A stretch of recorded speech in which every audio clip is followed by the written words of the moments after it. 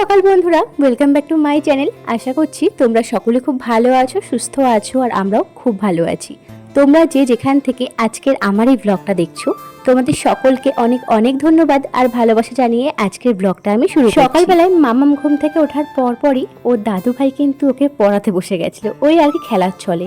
আর দেখো এখন তো আমের সিজন, আর দেখো মা কিন্তু আম সত্ত্ব করেছিল আর এখানটায় আমের আচারও বানাচ্ছিল। কিসের জন্য?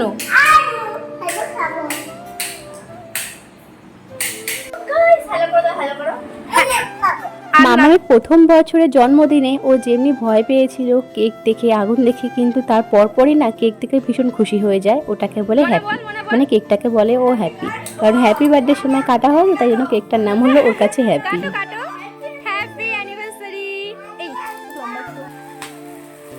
অনেকক্ষণ ধরে চলছে দেখ। বাবা মায়ের কিছু না, ওদের একটু সাইকে খাইয়ে দাও। আমার সাই খাওয়ানো চেনেই না, দেখো মামামের দাদা ভাই আর সাইয়ের কিন্তু অ্যানিভার্সারি, আর এখানটা দেখো ওই কিন্তু জায়গাটা দখল করে বসে রয়েছে। তারপরে কেক কাটিং এর পরে সকলকে আবার একটু কেকও খাইয়ে দিচ্ছি। মামাম না এখন একটু বড়দের খাবার বেশি পছন্দ করে আর কি। তো এখানটায় দেখো আমি রুটি আলু ভাজা খাচ্ছিলাম, ওকে একটুখানি দিচ্ছিলাম, কিন্তু ও তেমন করে খেতে পছন্দ করছিল না, মানে একটুখানি খাওয়ার পরে ভালো লাগছিল না। তারপরে রুটিটাকে আবারও আমি একটুখানি গরম জলে ভালো করে ধুয়ে তারপরে এরকম নরম করে এনে দিলাম, তারপরে একটুখানি সে খেলো। তুমি এখানে কেন দাঁড়িয়ে আছো? তুমি এখানে কেন দাঁড়িয়ে আছো? হ্যাঁ পুচকি, পুচকি আজ তুমি এখানে কেন দাঁড়িয়ে আছো? তুমি এখানে কেন দাঁড়িয়ে আছো? কে? পুচকি দিদি ভাই, ডাক দাও। এসছে বলে বলে। মামাম এখানটায় ও দিদিভাইয়ের সাথে খেলা করছিল, আর আমি চলে আসলাম মামামের জন্য খাবারটা বানানোর জন্য। সকালবেলায় মামাকে একটুখানি ভাত খাওয়াবো, তার জন্য একটু সবজি করে নিচ্ছি। এই এই তুই এখানে চলে এসেছিস? মামাম জুতো পরা, এদিকে আসো, এদিকে আসো। জুতো জুতো জুতো পর দিকে যেতে নেই, জুতো পর দিকে যেতে নেই। মামা ঠাকুর নামও করেছে, চলো চলো চলো চলো। আমার না বাবার বাড়ির সেকেন্ড ফ্লোরটা কমপ্লিট মোটামুটি হয়ে গেছে, ঠাকুর ঘরটা কিন্তু এখনো পর্যন্ত কমপ্লিট করা হয়নি, যার জন্য কিন্তু ঠাকুর আসনটা ওইভাবেই কিন্তু রাখা হয়েছে, তবে একটু সাজিয়ে গুছিয়ে রাখা হয়েছে। আর মামাম দেখো ঠাকুর ঘরে সাথে সাথে চলে যায়, যখনই কেউ পুজো দিতে যায় তখনই। চুলটাকে একটু ছোট করে ফেলবো, তার জন্য বিকেলবেলায় চলে গেছিলাম পার্লারে, আর মামামকে সাথে করে নিয়ে গেছিলাম, কারণ ওর জন্য একটা জুতো কিনবো। তোমার পায়ের জুতোটা কত সুন্দর নাকি, দেখি ঠিক করো, পাটা রাখো, পাটা রাখো, দেখি ওই জুতোটা দেখি। বাও সুন্দর মামা, সুন্দর শোনাই, দেখি তাকিয়ে বলো, বলো বাও, বলো বলো বাও।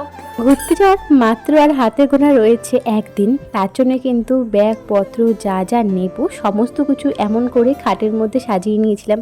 তারপরে মামাকে তো ঘুম পাড়াতে হবে, তার জন্য সমস্ত কিছু এরকম করে ভাঁজ করে একটা পাটি বিছিয়ে আমি রেখে দিয়েছি, যাতে আমার সুবিধে হয় যে কোনটা কি নিচ্ছি না নিচ্ছি। আমরা তো একা যাচ্ছি না, মামামকে সাথে করে নিয়ে যাচ্ছি, আর তাও আবার এটুকু বয়সে এত দূরে ওকে নিয়ে যাচ্ছি, তার জন্য অনেকটা কিন্তু মানে চিন্তা রয়েছে মনের মধ্যে।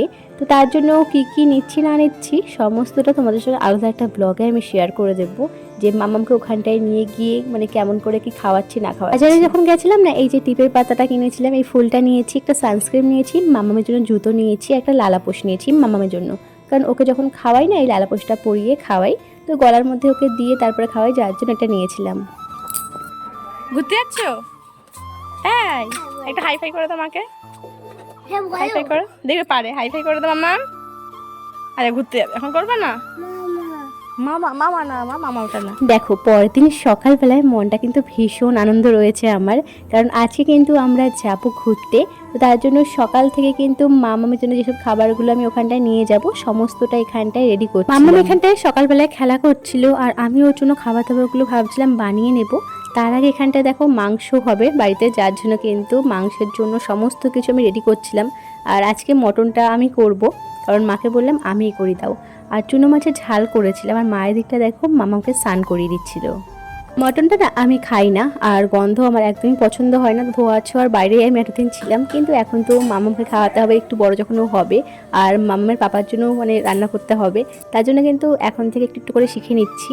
আর এই দেখো এখানটায় কিন্তু এই মাংসটা কষিয়ে নিচ্ছিলাম। আগে কি হতো বলো তো, আমার বড়মশাই কিন্তু মাংসটা রান্না করতো, যেহেতু আমি পছন্দ করতাম না তার জন্য, তবে আজকে আমিই রান্না করছি। মামামের পাপা কিন্তু বলেছিল যে ব্যাগপত্রটা এসে আমি গোছাবো, তুমি যেসব জিনিসপত্রগুলো নেবে এক জায়গায় একটু গোছ করে রেখে দাও, তার জন্য ও এখানটায় মানে আমাদের বাড়িতে আসার পরপরই কিন্তু ব্যাগপত্র গুছিয়ে আমি মামামের পাপা মিলে চলে গেছিলাম বাজারে, টুকটাক জিনিস কেনার ছিল। বাজার থেকে এসেই কিন্তু আমি মামামের জন্য খাবার দাবারগুলো বানিয়ে নিচ্ছিলাম, আর একটা ফর্মুলা মিল্কও নিয়ে এসেছি, যেহেতু ওখানটায় কি মামাকে খাওয়াতে হবে তার জন্য।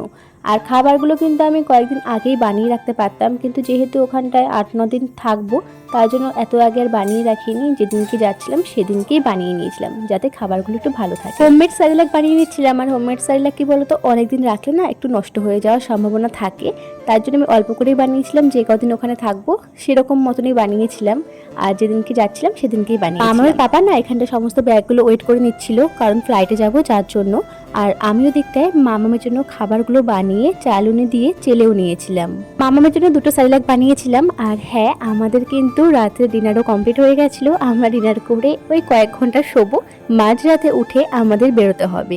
তবে চলো আজকের মতো এই ব্লগটা এখানটা এন্ড করলাম, দেখা হচ্ছে নেক্সট ব্লগে। ততক্ষণের জন্য তোমরা সবাই ভালো থেকো, সুস্থ থেকো, টাটা।